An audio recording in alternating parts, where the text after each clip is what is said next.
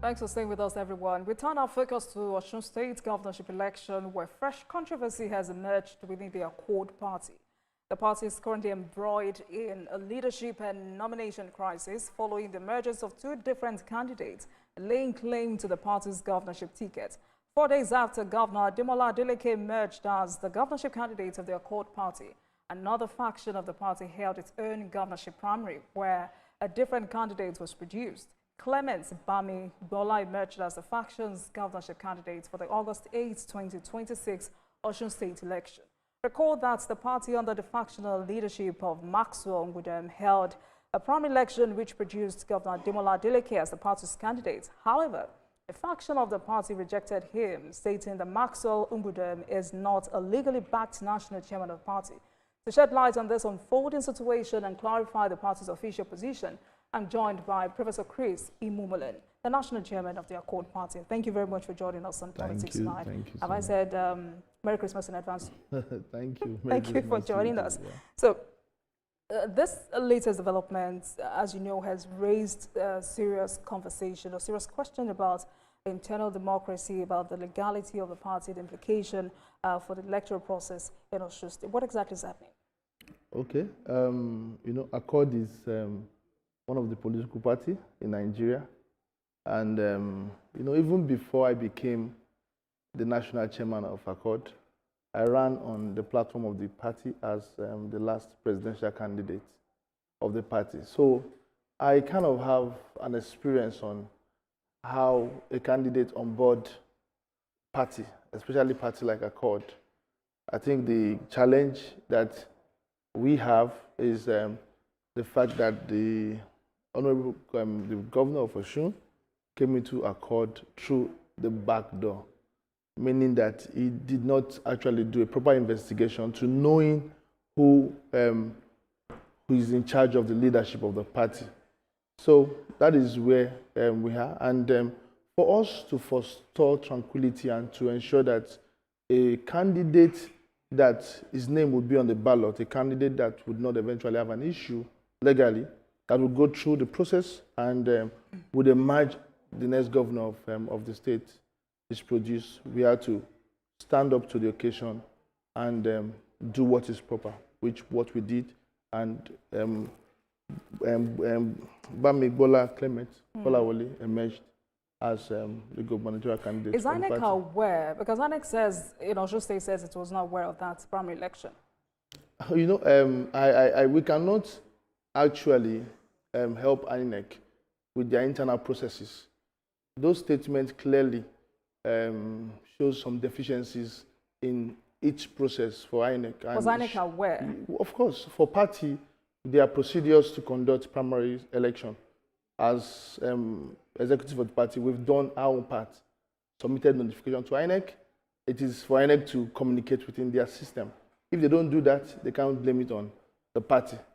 So if the INEC in Osun would quickly on a Sunday, when it's not a working day, would respond. So that tells you whatever is going on. So for us, we have urged INEC should, and I believe INEC under the new leadership would do more to closing that gap so that in subsequent time, they wouldn't rush to make public statements. Have you petitioned INEC on this? Of course, we've done a refuter and we've also done what is needed. When you say what is needed, what's that? Yeah, we've communicated to INEC. All right, because something I sent to Comrade Gundari when I appeared on our show on Friday, many Nigerians are confused about this legal tussle. What exactly is happening with Accord Party? This is not even, so for lack of a better word, a big political party. So why this legal complication within the party? Also, you're saying that the courts, according to the court judgments, when was the court judgment? Order in September last year. Last year. You've been affirmed as the national chairman of the party. Max Alungudin is also saying that, according to INEC register, he is the national chairman of the party. What exactly is the root cause of this fracas? Yeah, the INEC under the last leadership had a lot of challenge. I know INEC is a very big organization, and there are people in INEC itself that do not represent the organization properly. And, you know, a political party who conducted a convention produced a national chairman and leadership. INEC was notified, INEC had the result with them, and yet INEC still insists to identify with a caretaker chairman who was the previous caretaker chairman, not the new leadership.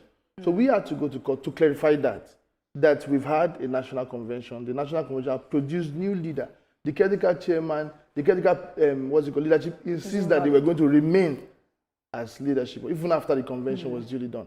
So that is what we have happening in accord. We got the order and we pursued it with INEC, and the case is still there, and we believe that we did not go to court to go. So what is INEC saying if you have formally petitioned the commission? No, it is for INEC to obey the court order that is given. Yeah, and we are still on it. And right. we are pushing at that now. You've seen other parties.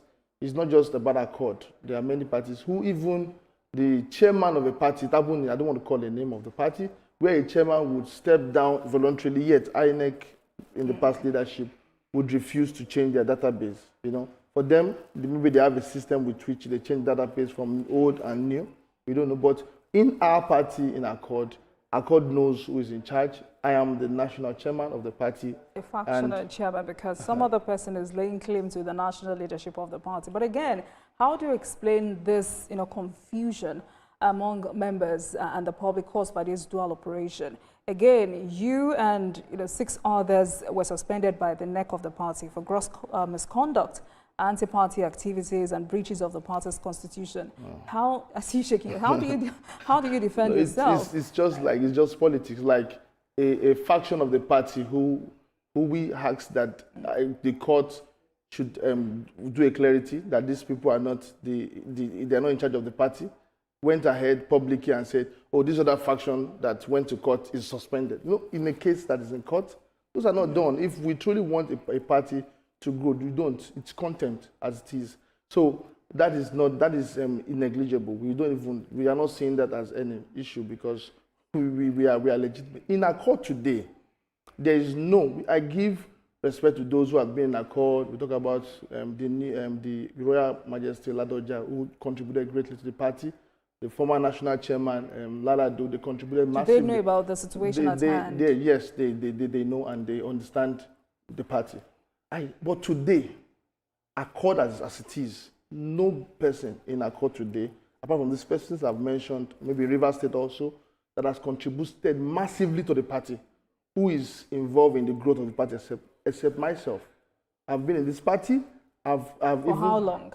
No, it's not about how long. I contested on the platform of this party as a presidential candidate, and I have done so much to ensure that the party still remains as it is today. So beyond that, we are talking about Osun. We want to ensure that we do not have a candidate at the end of the day who will be jettisoned out of its position because the way the candidate was bettered into becoming a gubernatorial candidate is not legally. All right, because I asked you for how long and what exactly you've done to stabilize the party, because it looks like, correct me if I'm wrong, it looks like the party only came alive after Governor Adeleke was given the ticket of the party.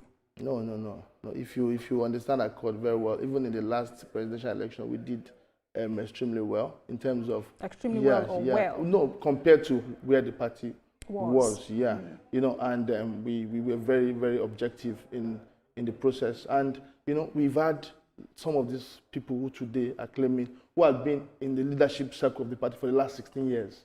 And nothing has happened. So Accord at that time needed a fresh air. We had 27 chairmen of Accord. So it looks like you're contending with old takers, people who have been in the party, who are laying claim to have invested so much in the party before you came. No, destroyed so much in the party, not invested so much. Those are your words. Yes, and 27 state chairman of Accord during the convention endorsed me. After my presidential candidate, most candidates who run under the platform of the party, after the election, they just wish to go, maybe let me rest a little, then reevaluate our processes, then no.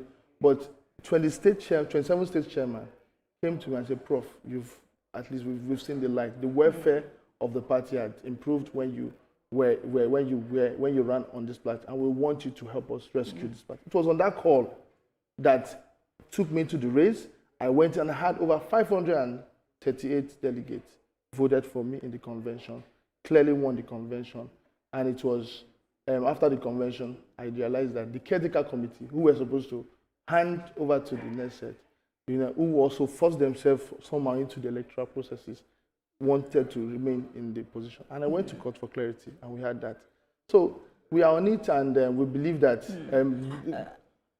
I mean, it was important to establish whether you were, why you're still contending with old takers and people who thought they've invested so much in the party before you came into the party, because there have been a lot of accusations that a court party is being taken over from the top rather than being led by a truly democratic mandate. How do you respond to that characterization?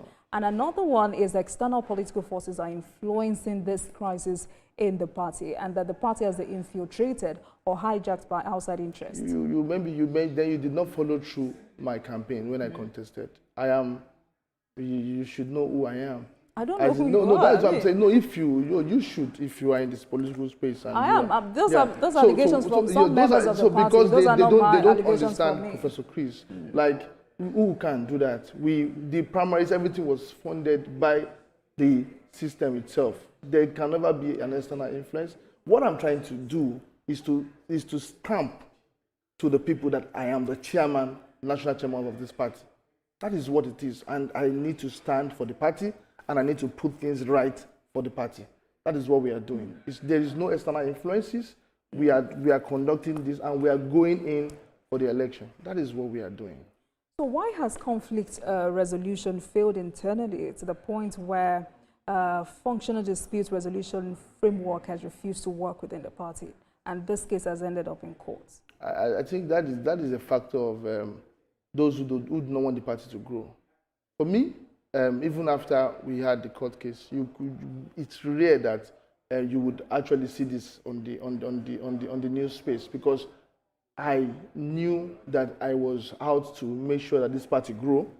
So what we did was to look at ways we could use our internal mechanism to settle this matter, and it was not. We've had many cases where the leadership of the other faction, if I may say, had taken steps that were not pleasing.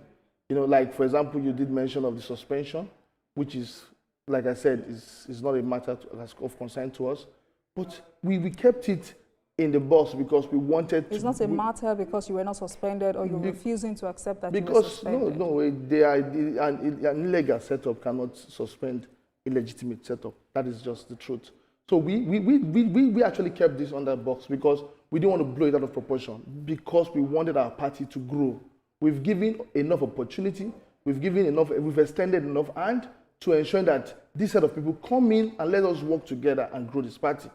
They are the one that would go on the news, suspend everybody. You don't grow an organization in such a manner, And we've not done so. We are for peace. We are trying to see how we can grow the Accord Party, to making sure that we attract credible candidates to our party. We attract people that will come in and help us in what we are doing. That is what we are doing. Is Governor Adeleke a credible candidate? He's not a candidate for Accord Party. Yes. He's not a candidate for Accord Party. So, you're talking about the growth of the party, and I'm wondering, how would the party eventually grow if the party is deeply divided and this factionalized? And it looks, at the end of the day, the party may not even have a candidate in the next year election if care is not taken. Isn't this litigation culture a sign that the party lacks a functional dispute resolution framework? Let's look how it goes. Let's look how it goes. For the sake of building a party, let's see how it goes. The election for Osun is So does the party have a functional dispute resolution framework? Of course, it does. What does it look like? Of course, like we have the BOT, who oversees BOT members. Yes, and we have stakeholders. Who are they? Past leaders like Alhaji Lalado is one of the members of it, and we have major stakeholders in the party, like who are also talking on this matter, who are calling every parties that are disgruntled to see how we can. They've called out the disgruntled members. Yeah. So what has the resolution been like so far? We just hope that at this point, as the national chairman of the party, we also believe in the verdict of the court. We also believe in the verdict of the court. So beyond the internal mechanism to make peace, we also believe that the court, which is the hope of every common man, would be able to timely also finalize its stand on this matter. But oftentimes we've heard, some legal analysts or some legal practitioners say court judgments cannot substitute for internal democracy of a party. Do you agree? But to a large extent, when disputes cannot be resolved, you have to fall back to court verdict. Yes, because it's about interest. Especially as it is now. The truth is this: the governor would have. Let me say this to be very sincere. We don't have issue with the candidacy of the governor himself. We don't have issue with the governor. It would have been a very, very big opportunity for the party if the governor had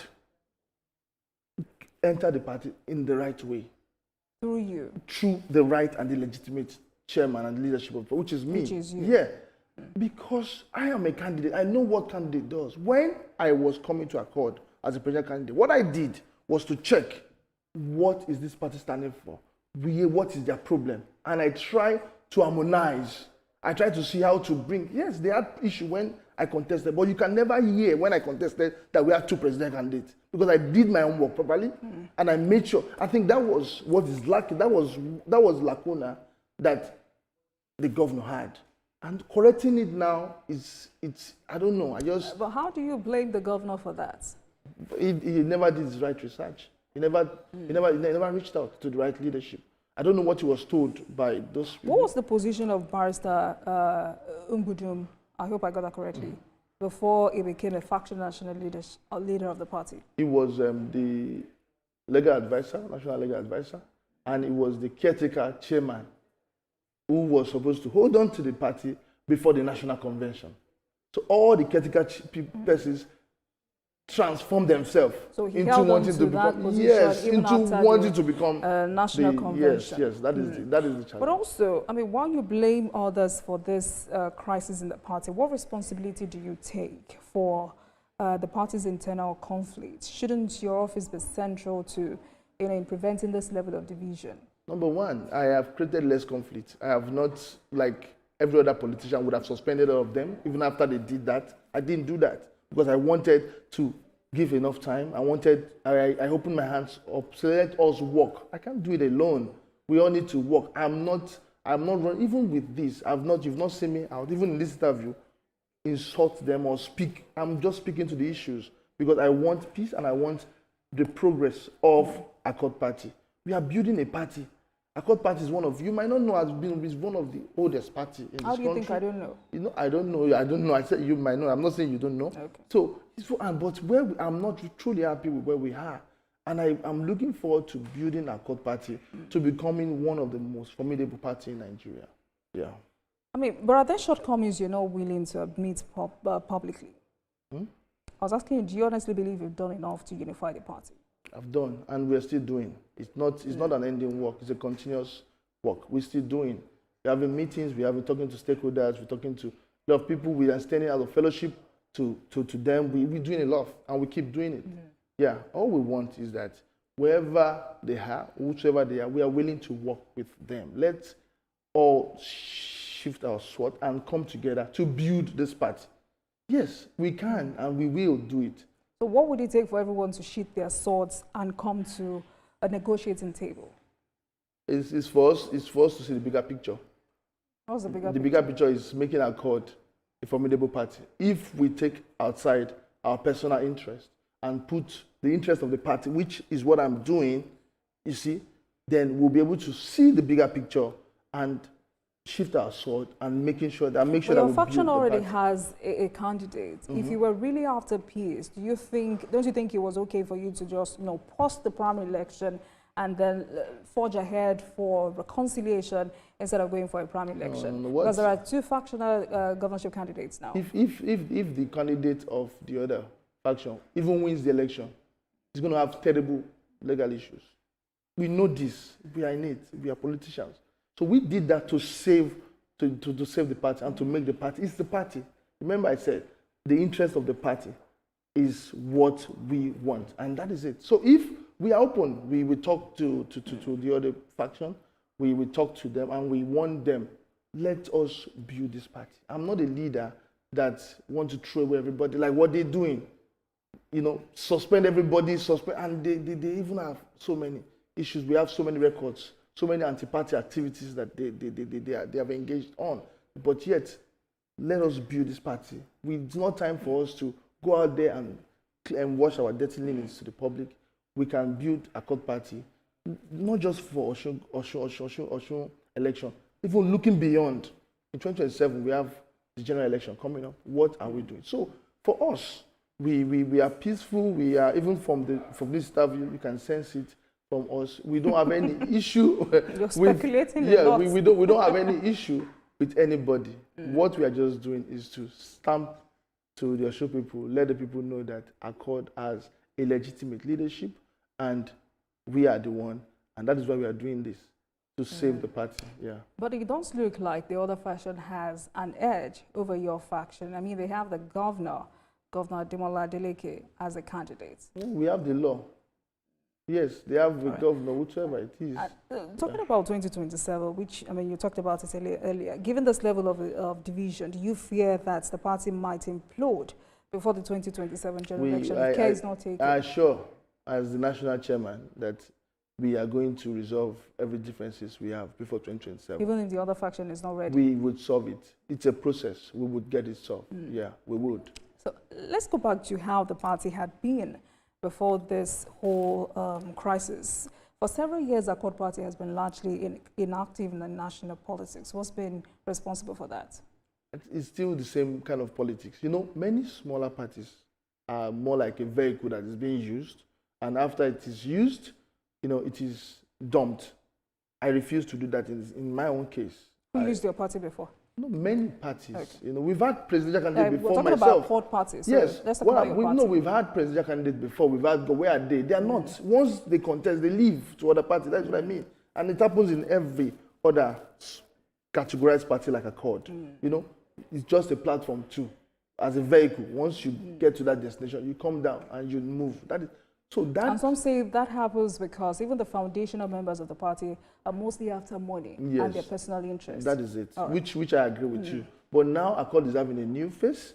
And imagine what happened in the premise. A lot of persons say, oh, no, I'm not sure a party like Accord would organize or want to. It means that there must be an external force. No, it's not. We believe that a party can run itself, a party can finance itself, a party can emerge, no matter how small. You know, we've been having a lot of bad politicking in Nigeria, especially how we run our politics here, that affects, I don't want to use the word smaller political party, because Accord is not a small political party. It is a big political party. Yeah, and like I said, we are serious. We are not going back. We are moving forward, especially for Osun election. We are going to use Osun election as an example to show Nigerians that Accord party is ready for the future. But the membership base of the party has shrunk significantly across the state. What are you doing as the factional national chairman to prevent this collapse? We are driving membership. We are driving membership seriously. And we have about 6 months to the Osun State election. A lot. For the crisis on ground? Yes, a lot will be done. I want to assure you that in a few months from now, there will be a lot of serenity and calmness in the party. Yeah. If the Governor Adeleke calls you today, what would you be expecting to hear from him? No, as in it's harmony, harmonize. You see, we are not to step down. We are not. We have a candidate you can work with to ensure that the candidates of Accord. You know, when a wrong step has been taken, it's very dicey. And as a governor, you know, there are some things I don't want to say here because it's if you don't want to say them, why are you here? No, I'm here to speak. Yeah, but so say them. So as a governor, you know, those mistakes those steps are very treacherous. Like at this point, as a sitting governor, not properly with commissioners and people around you who are supposed to do a proper research to know in the state of a party, you know, and that was not done, and we have, All right. the So governor is what you've finding said is himself- that if the governor calls you for a conversation today, you would ask him to step down. I'm the national chairman of the party. Anybody can call me, for I will hear, I will listen to what you have to say, and I will give you the best advice that will help the party. You didn't answer that question. What would you be expecting from him? I don't know what he want to say. All right. So whatever he says, I would listen, and as the national chairman of the party, I would advise appropriately. All right, then. I mean, we hope that this crisis is resolved. It will do every individual a lot of good. I mean, for the benefit of the people and the people you hope to serve. Thank you so much for speaking with us, Professor Chris Imumolen, Factional National Chairman of Accord Party. Thank you so much for your time. National chairman, thank you so much. Thank you. Yeah. And thank you very much for watching, everyone. That's our package tonight. I'll see you again tomorrow. Good night, everyone.